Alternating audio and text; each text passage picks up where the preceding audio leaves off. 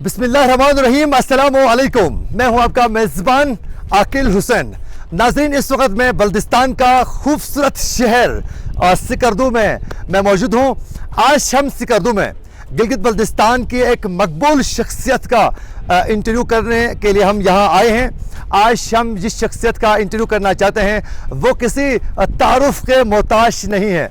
انہوں نے تقریباً 2 درجن سے زائد کتابیں لکھ چکے ہیں، مصنف ہیں، ادیب ہیں اور محقق ہیں۔ اس کے علاوہ دنیا کی جو مقبول ترین رزمیہ داستان ہے، داستان کنگ کسر کی تدوین اور اس کا ترجمہ بھی کر چکے ہیں۔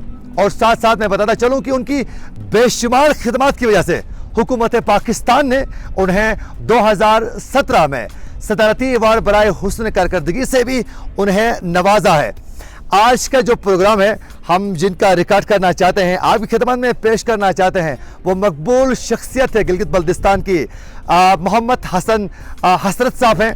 آج ہم آپ لوگوں کو حسن حسرت صاحب کی جو خدمات ہیں گلگت بلتستان کی تاریخ کے حوالے سے، گلگت بلتستان کے کلچر کے حوالے سے، وہ ہم آپ لوگوں کو تفصیلاً ایک پروگرام کے ذریعے پیش کرنے کی بھرپور کوشش کریں گے۔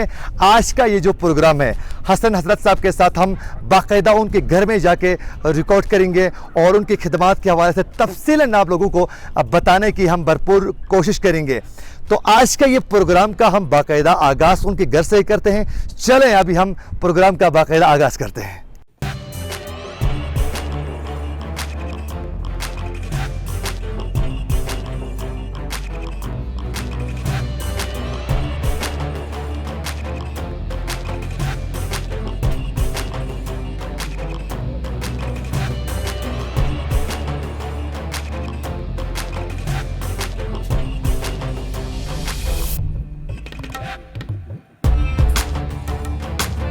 تھینک یو سو مچ سر، آپ نے اپنا قیمتی وقت دیا ہمارے اس پروگرام کے لیے۔ آپ کی جو خدمات ہیں گلگت بلتستان کے لیے اور پاکستان کے لیے، اس حوالے سے جاننے کی ہم بھرپور کوشش کریں گے۔ تو آج آپ نے اپنا قیمتی وقت دیا، ایک بار پھر ہم آپ کے شکر گزار ہیں۔ تھینک یو، آپ کا بھی شکریہ۔ سر، آج کا پروگرام کا آغاز ہم کہاں سے کریں؟ آپ کے گھر کے اندر تو ہم آئے ہیں۔ جی بالکل، ابھی گھر کے لان میں ہیں، آپ اندر چلیے گا۔ میری ایک چھوٹی سی لائبریری ہے، اچھا، کلیکشن ہے کتابوں۔ وہ لائبریری کیا، میرے سونے کا کمرہ ہے ماشاءاللہ۔ آپ لائبریری سمجھ لیں تو میری کتابیں بھی وہیں پہ ہیں، تو وہاں بیٹھ کے ہم آرام سے پھر گفتگو۔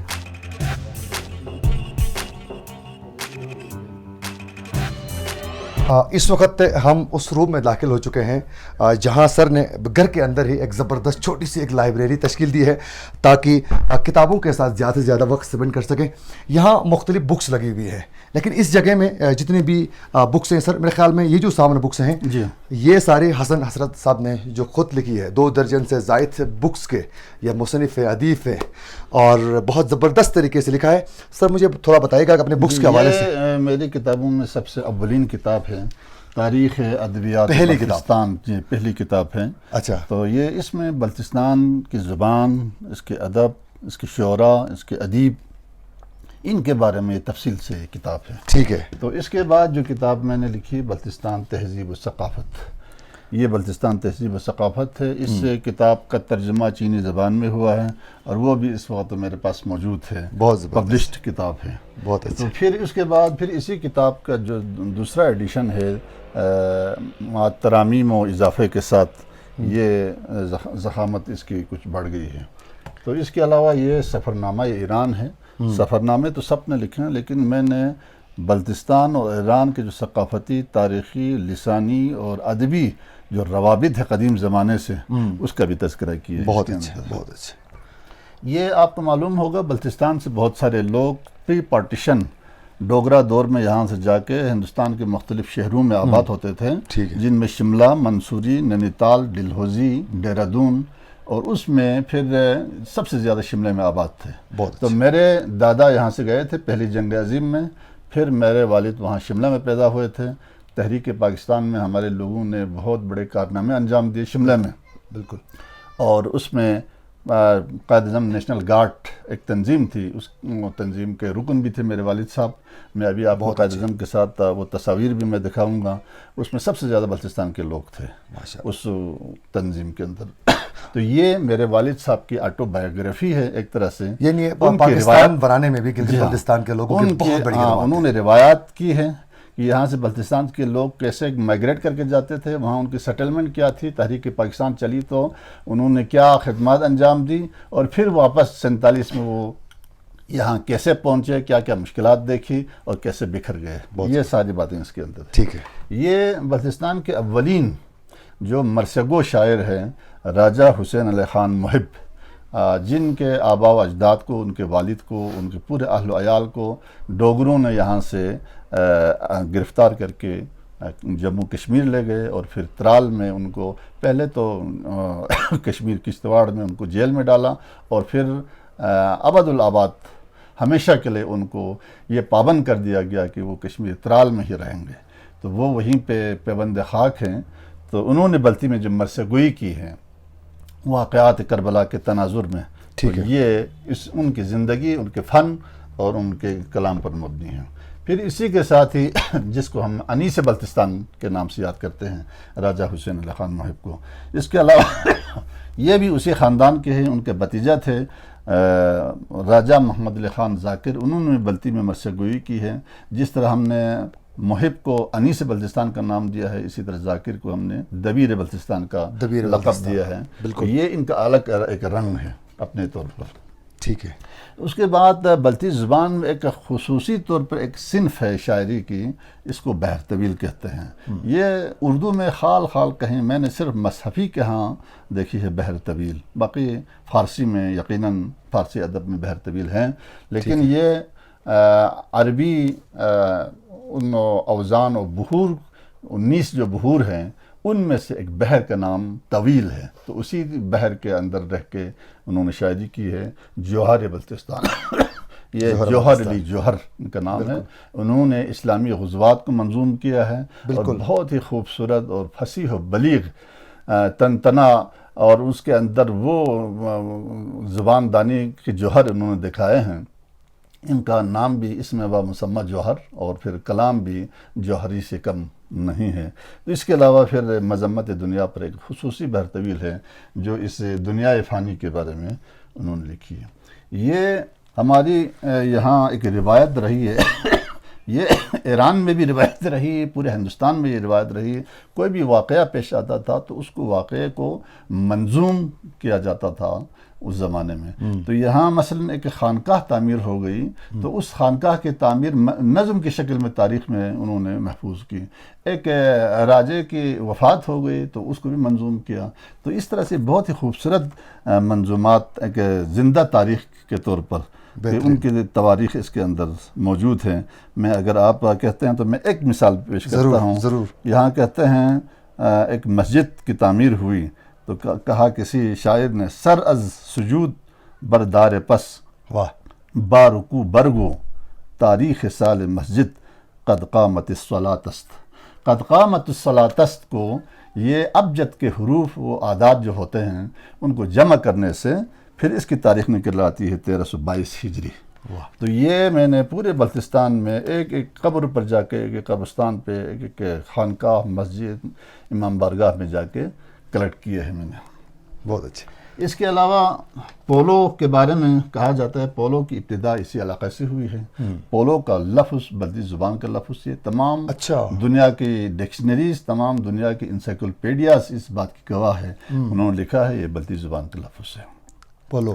تو اس کے قواعد و ضوابط, اس کی اصطلاحات, تاریخی واقعات, تمام چیزوں کو میں نے اس میں سمانے کی کوشش کی ہے پولو پر. بہت اچھے. اس کے علاوہ یہ ہم نے ایک ٹورسٹ گائیڈ بک انگریزی میں نے مرتب کی ہے تاکہ باہر کے لوگ جب یہاں آئیں گے یہاں جی تاریخی جغرافیائی جو ٹورسٹ اسپاٹس ہیں یا مثلا یہاں جو سیاحتی پوٹینشل ہے ان ساری چیزوں کے. بہت اچھے, بہت زبردست.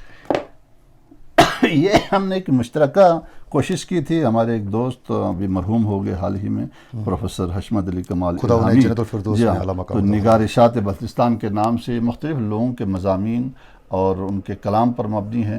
تو ہم نے ایڈیٹنگ کی, ان کو مرتب کیا, اور پھر یہ کتاب بلتستان. خدا انہیں بھی جنت الفردوس میں اعلیٰ مقام عطا فرمائے. آمین. اچھا, یہ خزینہ معلومات, یہ خاص طور پر یہاں ایک جامعہ ہے, جامعہ زہرا خواتین کے لیے. تو وہاں میں چونکہ اس کمیٹی کا ممبر ہوں تو ان کے علامہ شیخ محمد حسن جعفری صاحب کی فرمائش پر وہاں سالانہ جو ٹیسٹ لیا جاتا ہے ان کو انٹری کے لیے، انٹری ٹیسٹ، تو وہ پہلے فارم کے ساتھ یہ کتاب ہم دیتے ہیں. بہت اچھے. تو یہ میں نے مرتب کیا تھا سوالات و جوابات کی روشنی میں. اس میں 7 اچھا سر، یہ جو اتنی بہت بڑی ایک بک آپ نے لکھی ہے جی ہاں، اور اس کے حوالے سے اس میں اصل میں یہ ہے بہت بڑی پورے پاکستان کو لوک ورثہ اسلام آباد نے ایک پروجیکٹ بتایا تھا کہ ہم پاکستان کا ثقافتی انسائکلوپیڈیا مرتب کرنا چاہتے ہیں. تو 4 صوبے، آزاد کشمیر اور گلگت بلتستان، 6 انہوں نے وہ کیا، اس کو حصوں میں تقسیم کیا. تو پھر شمالی علاقہ جات، اس وقت شمالی علاقہ جات کا اصطلاح موجود تھی. تو ہم نے اس میں 4 کلچرل زون میں تقسیم کیا ہے. بلتستان ایک کلچرل زون ہے، گلگت پلس دیامر استور ایک کلچرل زون ہے، پنجہ نگر یاسین ایک کلچرل زون میں رکھا ہے، اور چترال کو ایک کلچرل زون انکلوڈنگ گوپس، جہاں جہاں یہ کھوار زبان بولی جاتی ہے. تو 4 ابواب پر مشتمل ہم نے یہ ثقافتی انسائکلوپیڈیا ہم نے. اچھا، اگر سر یہ بک اگر کوئی خریدنا چاہیں ہمارے کوئی بھی دوست تو کہاں سے ایزیلی اویلیبل ہو سکتی ہے؟ یہ الفیصل والوں نے چھاپی ہے، لیکن لوک ورثہ اسلام آباد میں بھی دستیاب ہے، کیونکہ اصل پروجیکٹ لوک ورثہ جو اسلام آباد میں ہے بہت بڑا ادارہ ہے، قومی ادارہ. تو یہ ڈفرینٹ پورے پاکستان کے جتنے بھی ہسٹوریکل پلیسز ہیں ان کے کلچر کے حوالے سے معلومات، یہ تو گلگت بلتستان کے حوالے سے. اگر گلگت بلتستان کے حوالے سے کوئی بھی انفارمیشن لینا چاہیں تو میرے خیال میں اس سے ثقافت کے حوالے سے، ثقافت کے حوالے سے کوئی اور بک نہیں ہو سکتی ہے. اچھا سر، تو اس کے علاوہ یہ ایک ہم نے حال ہی میں یہ گزشتہ اکتوبر میں میری کتاب چھپی ہے، نقوش بلتستان کے نام سے. اس میں بلتستان کے آثار قدیمہ ہے اور تعمیراتی ورثہ ہے. اس میں جو قدیم زمانے سے یہاں جو خانقاہیں ہیں، امام بارگاہیں ہیں، قلعے ہیں، مقبرے ہیں، مساجد ہیں، ان تمام چیزوں کو. اور خوبصورت بات یہ ہے اس کے اندر آپ یہ دیکھ لیں گے، یہ دیکھیں، یہ جو لکڑی کے جو کام ہوا ہے نا، یہ بہت ہی باریک کام ہے، اور ان کے اندر بہت ساری چیزیں ہیں، اور یہ پڑھنے کی چیز ہے. لوگ دنگ رہ جائیں گے کہ ہمارا کلچر، ہمارا ماضی کتنا درخشاں تھا. تو اس پہ ہم نے یہ سارا کام کیا. یعنی آپ بلتستان کے ڈفرینٹ ایریاز میں جا کر وہاں جا کر آپ نے یہ پکس، یہ پورے بلتستان پر محیط ہے. اچھا، بالکل. تو یعنی کافی محنت کی ہے تمام تصاویر کو اکٹھا کرنا، پھر ان کو ایک بک کی شکل میں. تو اسی طرح سے علامہ اقبال اوپن یونیورسٹی نے جب پاکستانی زبانوں پہ ایم فل کرنے کے لیے اپنے ہاں ایک شعبہ قائم کیا، پاکستانی زبانیں و ادب، اور پھر ایم فل میں میری گزارش پر، میری درخواست پر گلگت بلتستان کی زبانوں کو بھی شامل کیا. اس میں بلتی زبان ہے، شینا ہے، کھوار ہے، برششکی ہے، وخی ہے. یہ گلگت بلتستان کی زبانوں پر ہی یہ کتاب ہے. یہ ایک طرح سے گائیڈ بک ہے جو ایم فل کرنے والے اسٹوڈنٹس کے لیے. تو اس میں 2 چیپٹرز بلتی کے لیے وہ میں نے لکھے ہیں. شینا کے 2 چیپٹرز سے وہ ہمارے جمشید خان دکھی صاحب نے، نہیں اکبر حسین اکبر نے لکھی. اچھا، کھوار پر عنایت اللہ فیضی نے، برشسکی پر ایک اپنے شہرباز برچہ صاحب نے، اچھا وخی پر سخی جامی نے چیپٹرز لکھے ہیں. اس کے علاوہ ایک اور چیپٹر آخر میں ہے جو گلگت بلتستان اور چترال کی جو چھوٹی زبانیں ہیں ان پر بھی میں نے، یہ شمالی علاقہ جات کی دیگر زبانیں، کیونکہ اس چیپٹر پر کوئی لکھنے والا نہیں ہوا تو انہوں نے پھر مجھے کہا، تو پھر میں نے کہا چھوٹی زبانیں کون کون سی ہیں سر؟ کلاشوار ہے، ڈومیلی ہے، یدغا ہے، ڈوماکی ہے، مشگالیوار ہے، ارسونیوار ہے، گوار بتی ہے، پالولا ہے، کاتیوار ہے، کامواری، مومواری. یہ زیادہ تر چترال میں چھوٹی جو ہے زیادہ تر زبانیں بولی جاتی ہیں. باقی یہاں میرے خیال یہ ڈوماکی، تو میرے خیال میں یہ ڈوماکی صرف یہاں گلگت بلتستان، گلگت میں میرے خیال میں حمزہ کے ایریا پر ہے. یہ جو چھوٹی لینگویج ہے ان کے بارے میں ہمارے لوگوں کو اکثر پتہ نہیں ہوتا ہے. تو اس کے علاوہ جی یہ پی ایچ ڈی سطح پہ ہیں. پی ایچ ڈی سطح پہ پھر انہوں نے جو ایم فل کرنے کے بعد جو پی ایچ ڈی کے اسٹوڈنٹس ہیں ان کو ایک گائیڈ بک تیار کرنے کے لیے کہا. پاکستان کے 18 زبانیں اس میں بھی ہے، اس میں بھی. تو انہوں نے اسکالرس کو بلایا، انہوں نے خاکہ پیش کیا، انہوں نے تربیت دی. پاکستانی زبانیں، مشترک لسانی و ادبی ورثہ. اس میں اس طرح سے تھا کہ مطلب بلتی و اردو مشترک لسانی و ادبی ورثہ، شینا و اردو مشترک لسانی و ادبی ورثہ، اس طرح سے ہے. تو اس میں بھی 2 چیپٹرز ہیں اس میں بلتی کا، تو وہ میں نے لکھا ہے. شنا کا اس میں شامل نہیں ہو سکا. شنا میں لکھنے والے جن لوگوں کو بتایا تھا وہ شاید وہ لکھ نہیں سکے یا کیا پتہ نہیں کیا انہوں نے لکھا، تو کچھ زبانیں اس میں شامل نہیں ہو سکی. تو یہ بہت ہی جامع اور تجزیہ پر، کیونکہ صرف بلتی زبان پر نہیں لکھنا تھا، بلتی زبان کا اردو کے ساتھ جو مشترک لسانی و تہذیبی اشتراک ہے اور مشترک جو ادبی رجحانات ہیں ان کو ڈسکس کرنا تھا، تو وہ ہر ایک کے بس کی بات نہیں تھی. تو اللہ کے فضل سے میں نے جو مقالہ لکھا تھا پاکستان کے ان تمام اسکالروں کو بطور سیمپل، بطور ایگزامپل ان کو بھیجا کہ اس کو سامنے رکھ کر اپنے مقالوں کو ریکنسٹرکٹ کیا جائے. تو یہ میرے لیے بہت بڑے اعزاز کی بات ہے. بہت زبردست. آپ لوگوں نے سر کی تمام بکس جو تھی، تقریباً 2 درجن سے زائد جو بکس تھی آپ نے خود دیکھی، اور اس بکس میں گلگت بلتستان کی ہسٹری کے حوالے سے، گلگت بلتستان میں سیاحت کے فروغ کے لیے جو کام کیا ہے سر نے، اس کے علاوہ گلگت بلتستان میں جو اسٹوڈنٹس ہوتے ہیں ان کے لیے گلگت بلتستان کی ہسٹری، کلچر اور ڈیفرنٹ چیزوں کے حوالے سے جامع طریقے سے پورے گلگت بلتستان کی انفارمیشن جو ہے مختلف بکس کی شکل میں سر نے آپ ہم سب کے سامنے پریزنٹ کرنے کی بھرپور کوشش کی. بہت خدمات ہیں. ان تمام جتنی بھی بکس انہوں نے محنت کر کے اپنے پورے عرصے میں لکھی ہیں، یقیناً یہ ہر کسی کے بس کی بات نہیں ہے کہ وہ 2 درجن سے زائد بکس لکھیں اور اس بکس میں ٹوٹل انفارمیشن دے دے اور پورے گلگت بلتستان کی نمائندگی کرنے کی بھرپور کوشش کی.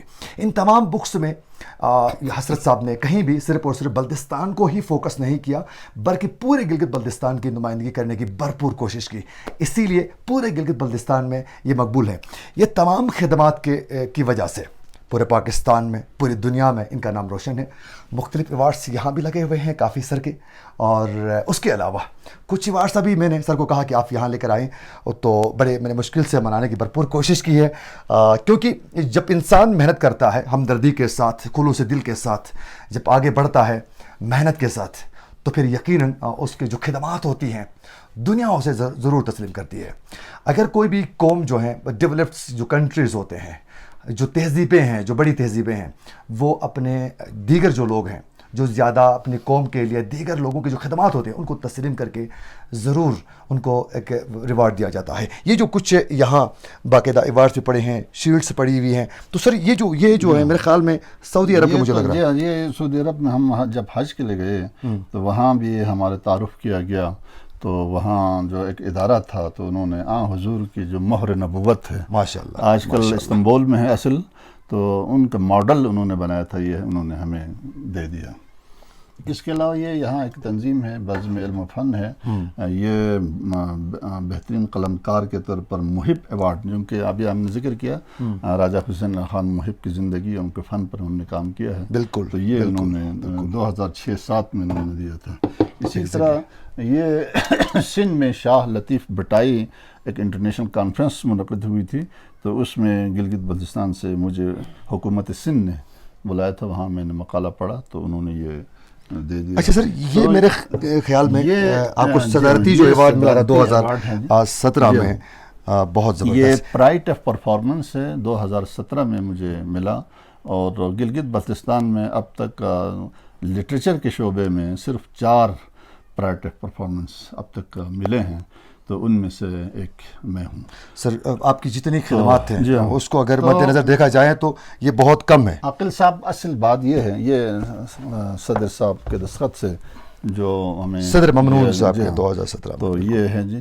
تو اصل میں بعد میں عرض کرنا یہ چاہتا ہوں کہ یہ ایوارڈ تو خیر دکھانے کی چیز ہے. بالکل. اصل میں ہمارا جو سرمایہ ہے وہ لوگوں کے دلوں میں ہم نے جو مقام پیدا کیا ہے، لوگوں نے ہماری جو ہمیں ٹوٹ کر جو محبت دی ہے، ہمارا اصل سرمایہ وہ ہے. سر آپ کی جتنی عظیم جو خدمات ہیں اس پر پورا پاکستان اور اس کے علاوہ پورے گلگت بلتستان کے لوگوں کا آپ کے پورا ہم فخر کرتے ہیں. یقین آپ کی خدمات جو ہیں بہت عظیم ہیں.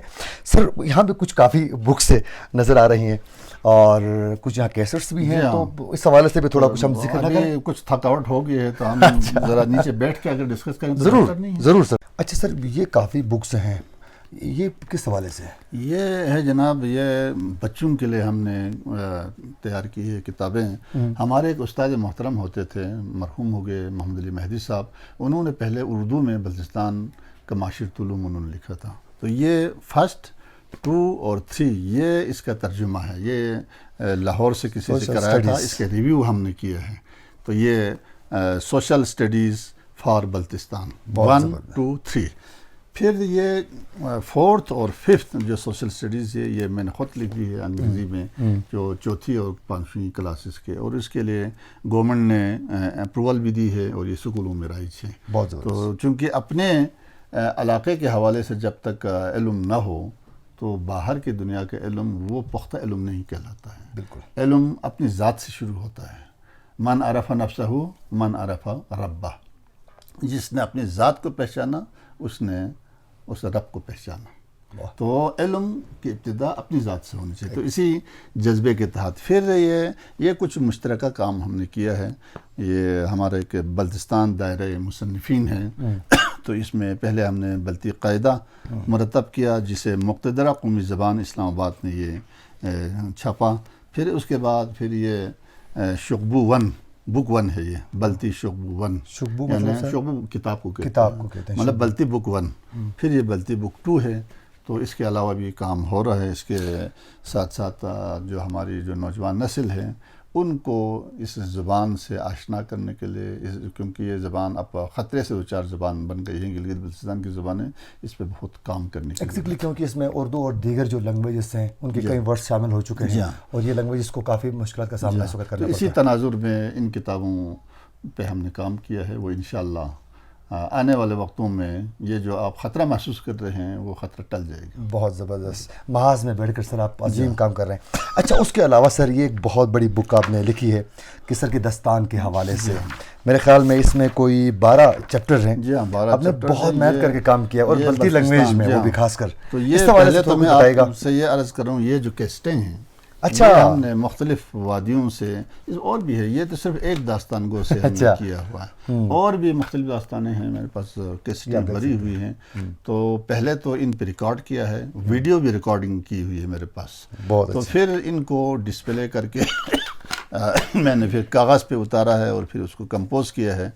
یہ داستان تو ویسے تو دنیا کی طویل ترین داستان ہے بالکل, لیکن وہ تبت کے حوالے سے دنیا کی طویل ترین داستان. یہاں اس کا ایک کنسائز ایک ورژن ہے بلتستان میں.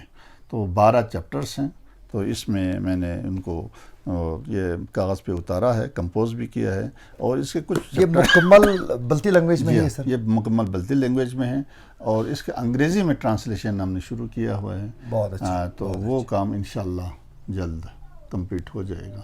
تو اس کے علاوہ میں نے سر جو کچھ انگلش لینگویج میں کر رہے ہیں آپ خود کر رہے ہیں؟ جی میں خود کر رہا ہوں. بہت اچھا. تو انشاءاللہ وہ اس کے علاوہ پھر ایک یہاں اس وقت سر یہ جو اسی حوالے سے میں کچھ ذکر کرنا چاہوں گا. یہ جو کسر کے دستان جو ہیں آپ نے مختلف ایریاز میں جا کر وہاں کے جو بزرگ تھے ان سے پوچھ کر ان سے وہ تمام داستان سننے کے بعد ریکارڈ کیا ہے, جی یا پھر بک سے بھی آپ نے مدد لی؟ نہیں بک سے نہیں, یہ بک تو پہلے ہے ہی نہیں ہے نا. نہیں سر, جو خاص کر آپ جو ذکر کر رہے ہیں کہ ڈفرینٹ جو تبتین جو لوگ ہیں, وہ تو تبتی زبان میں ہے, وہ تو ہم جانتے نہیں ہیں. یا مثلا چائنیز زبان میں یا منگولیائی زبان میں, جرمن میں کیا ہوا ہے, وہ تو ہم سمجھتے نہیں ہیں. ہم نے تو ایک فیلڈ ریسرچ ورک کیا ہے باقاعدہ. پہلے ریکارڈ کیا ہے, اس کو کاغذ پہ اتارا ہے, پھر اس کو ترتیب دی ہے. بہت اچھا. البتہ اس میں جو ہیڈز ہیں, سب ہیڈز ہیں, وہ ہم نے خود بنائے ہیں. چیپٹرز ہم نے خود بنائے ہیں, کیونکہ ایک داستان کو یہ ساری چیزیں ان کو وہ پتہ نہیں ہوتا ہے, وہ پڑھے لکھے اتنے نہیں ہوتے. وہ سینہ بسینہ جو روایات ہیں, باتیں ہیں, وہ تو ان کو ازبر ہے, وہ طوطے کی طرح سناتے ہیں, لیکن ان کو ان چیزوں کا تو پتہ نہیں ہے. وہ ہم سمجھتے ہیں بالکل کہ اس کو کیسے ترتیب دینا ہے. تو اس کے علاوہ اور بہت سارے کام ابھی پائپ لائن میں ہیں, انڈر پبلیکیشن ہے. یہ ایک با قربان علی, اس کا تعلق آگے ترتک سے تھا. اس وقت وہ علاقہ انڈیا میں ہے, لیکن بلتی شاعری کا ایک بہت ہی مستند نام تھا. تو اس پہ یہ حال ہی میں ہم نے ایک واٹس ایپ گروپ بنایا ہوا تھا, اس پہ اس پر پروگرام کیا تھا. تو اسی پروگرام کی روشنی میں ہم نے وہ سارے مواد ان سے اردو میں ہے یا بلتی لینگویج؟ یہ ان کی شخصیت پر اور فن پر اردو میں لکھا ہے, اردو میں, لیکن کلام بلتی میں ہے. ایک آدھ کلام اگر سنائے تو ہمارے ناظرین کو. تو یہ اگر آپ سمجھتے ہیں بہتر تو میں اس میں سے بلتی لینگویج میں, جی ہاں, ایک عقل مکپو فیصل تسنا دی دنیا اللہ دیان سمت. یہ دنیا کی بے ثباتی پر ہے. عقل مکپو فیصل تسنا دی دنیا اللہ دیان سمت زمنوری کھا اور دن برے نا چسپ مت نا نانچ مت. یہ اس طرح سے بے ثباتی دنیا پہ یہ کہتے ہیں کہ اگر ہم عقل کی آنکھ کھول کے دیکھیں تو اس دنیا کی کوئی وفا نہیں ہے. تو ان کا مقصد یہ ہے کہ دنیا ایک بے ثبات دنیا ہے, دنیا فانی ہے, یہاں سے ہم نے جانا ہے, اس میں کوئی بقا نہیں ہے. تو اس کا مقصد یہ ہے. اس کے علاوہ میں ایک کام یہ کر رہا ہوں جی, بلتستان میں آزاداری کی جو تاریخ ہے ابتدا سے لے کر اب تک, اس میں یہ کافی کتاب ابھی ضخیم ہو جائے گی آزاداری کے حوالے سے. آزاداری امام حسین علیہ السلام کے حوالے اس کی تاریخ کے تناظر میں, پھر اس کی روایات یہاں, اس کے آداب, اس کے پھر مرثیہ گوئی, نوحہ گوئی, پھر اس میں جلوس, پھر ایک گاؤں میں جو روایات ہے, رسوم ہیں, مراسم ہیں, ان کے بارے میں تفصیل سے, اور جو خطبہ ہے یا مرثیہ خوان ہے, نوحہ خوان ہے, ان سب کا تذکرہ تفصیل سے ہم نے بہت اچھے سے. تو یہ انڈر پبلیکیشن ہے, یہ انڈر پبلیکیشن, اور بھی اس طرح کے اور بھی بہت سارے کام کیے ابھی, کیونکہ مجھے نظر آ رہا تھا میں شارٹ کرنا چاہتا ہوں بالکل, پھر آپ کہیں بور نہ ہوں. نہیں تو سر, یہ ایسی بات نہیں ہے, خوش قسمتی ہے ہماری کہ آپ کو یہ سننے کا موقع ملا. تھیسس ہے, تحقیقی مقالہ ہے, یہ محمد رضا ایک اسٹوڈنٹ نے کیا ہے national university of modern languages, NUML university Islamabad سے. میری زندگی پر انہوں نے اس پر کیا ہے, اور یہ محمد حسن حضرت علمی و ادبی خدمات کے عنوان سے. بہت اچھے. تو میں نے جو کچھ کام کیا تھا اس کو ریکگنائز کرنے کے لیے انہوں نے یہ پورے تھیسس کر چکے ہیں, انہوں نے لکھا ہے. جی ہاں, نگار محمد رضا. جی سر, آپ کی خدمات یقیناً عظیم ہیں. کیا گلگت بلتستان کی حکومت کی طرف سے بھی, گلگت بلتستان کی جو حکومت ہے ان کی طرف سے بھی آپ کے ان خدمات کی وجہ سے کوئی بھرپور طریقے سے حوصلہ افزائی کی گئی ابھی تک؟ بہرحال گورنمنٹ کی سطح پہ, یہاں مقامی سطح پر تو کوئی ایسا ادارہ نہیں ہے, لیکن مجھے جو صدارتی ایوارڈ جو دیا گیا ہے وہ گلگت بلتستان کی گورنمنٹ کی ریکمنڈیشن پر ہی ملا ہے. یہی میں سمجھتا ہوں, اس میں گلگت بلتستان کی گورنمنٹ بھی شامل ہے, پاکستان کی گورنمنٹ بھی شامل ہے, وفاق. تو ہم تو یہ چاہتے تھے کہ گلگت بلتستان میں ایک ایسا ادارہ قائم ہو جائے, ادبی, علمی اور ثقافتی, جو ہماری قدریں ہیں, جو ہمارا تاریخی ورثہ ہے, ان کو محفوظ کرنے کے لیے ہم نے کئی حکومتوں کو تجویز دی, لیکن وہ ابھی تک مٹیریلائز نہیں ہوا ہے. تو کوئی ایسا ادارہ تو نہیں ہے ہمارے پاس ابھی تک جو رائٹرز کو انکریج کرے اور یہاں کے جو علمی, ادبی اور ثقافتی ورثوں کو محفوظ کرے. تو جب اس طرح کے ادارے بنیں گے, لیکن میں سمجھتا ہوں گلگت بلتستان کی گورنمنٹ کیا, پاکستان کی گورنمنٹ کیا, بلتستان, گلگت بلتستان کا بچہ جو ہم سے ٹوٹ کے جو محبت کرتا ہے, وہ ہماری زندگی کا بہت بڑا سرمایہ ہے. Thank you so much sir, once again آپ نے اپنا قیمتی وقت دیا اور بہت کچھ جاننے کا ہمیں موقع ملا ہے. آپ کی بکس بھی ہم نے دیکھی, اور کئی اور بھی ایوارڈس تھے, آپ کی بکس تھی جو اس وقت انڈر پبلیکیشن ہے, اس حوالے سے ہم ٹائم کی قلت کی وجہ سے ذکر نہیں کر سکے. تھینک یو سو مچ, آپ نے بڑا قیمتی وقت دیا. ناظرین, آپ لوگوں نے حسن کا بھی بہت شکریہ. Thank you so much sir, thank you. آپ لوگوں نے ناظرین حسن حضرت صاحب کی گفتگو سنی, آپ لوگوں نے اس کے بکس کے حوالے سے بھی جاننے کی آپ لوگوں نے بھی بھرپور کوشش کی. ہمیں بھی بڑی خوشی ہوئی, بہت کچھ سیکھنے کو ملا. ہم امید کرتے ہیں کہ ہمارا یہ پروگرام آپ لوگوں کو ضرور پسند آیا ہوگا. اگر آپ لوگوں کو ہمارا یہ پروگرام اچھا لگا ہے تو احساس ٹی وی کے یوٹیوب چینل کو سبسکرائب کرنا نہ بھولیں, اور فیس بک پیج کو ضرور لائک کریں. اس طرح کے مزید جو پروگرامز ہیں آپ کی خدمت میں ہم پیش کرنے کی بھرپور کوشش کرتے رہیں گے. اسی کے ساتھ اپنے میزبان عاقل حسین کو دیجیے اجازت. اللہ نگہبان.